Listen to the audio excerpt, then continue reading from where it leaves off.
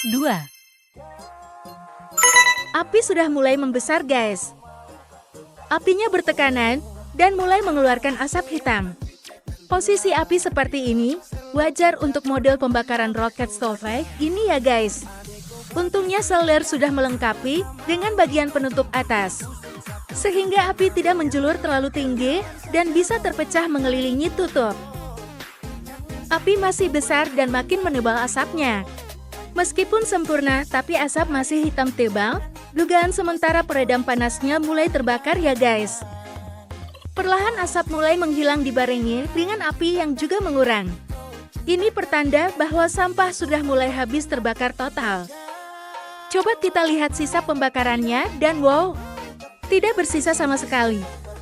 Kita mulai masukkan lagi sampai yang agak basah dan sebelumnya telah tercampur dengan sampah organik seperti ini ya, guys.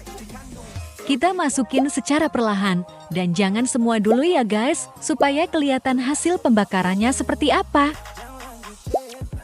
Nah, pembakarannya sudah mulai berasap putih seperti ini. Oke, kita mulai tutup ya, guys. Dan kita lihat, asapnya sudah mulai menghilang, tanda pembakaran mulai sempurna, tapi kita lihat sampai selesai. Setelah kita tunggu beberapa saat, ternyata masih berasap ya, guys. Dan semakin pekat. Kita bandingkan dengan CF drum. Perbedaannya kelihatan banget ya antara penggunaan CF drum dan pembakar sampah model ini. Bagian bawah terlihat sisa abu hasil pembakaran yang bisa diambil setelah selesai pembakarannya. Oke, berikut tadi adalah tutorial pembakaran menggunakan drum pembakar minim asap yang kita beli dari marketplace. Dan tentunya produk ini ada kelebihan dan kekurangan. Nah, kelebihannya itu adalah tempat sampah pembakar sampah ini benar-benar dibuat dengan sangat kuat ya. Dia menggunakan campuran behel dari mulai behel 6 sepertinya. 6, 8, 10, dan 12 itu ada di sini. Dan dia sangat memikirkan sekali, dari lasannya kelihatan bagus banget, kuat. Dan selain itu di sini juga disediakan busa peredam di kanan kirinya ini. Jadi api itu tidak langsung kena bodi ya, sehingga catnya itu masih bagus seperti halnya baru datang gitu.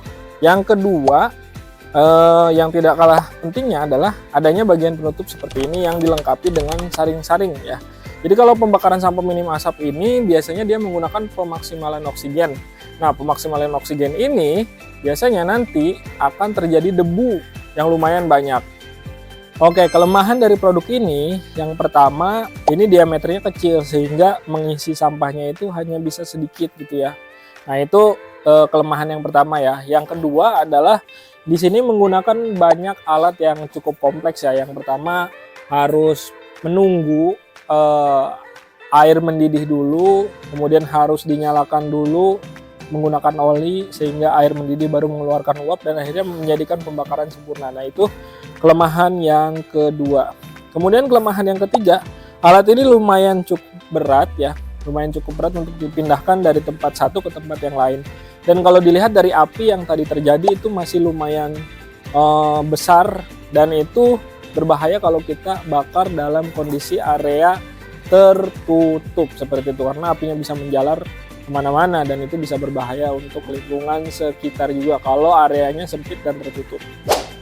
So, kalau kalian pengen mengolah sampah, pastikan dipilah-pilah dulu sampahnya, baru habis itu dilakukan pembakaran. Tapi kalau misalkan tidak perlu, kalian sudah bisa meminimalisir asap, itu tidak perlu melakukan pembakaran sampah. Oke, segitu saja untuk video kali ini. Sampai jumpa di video-video selanjutnya.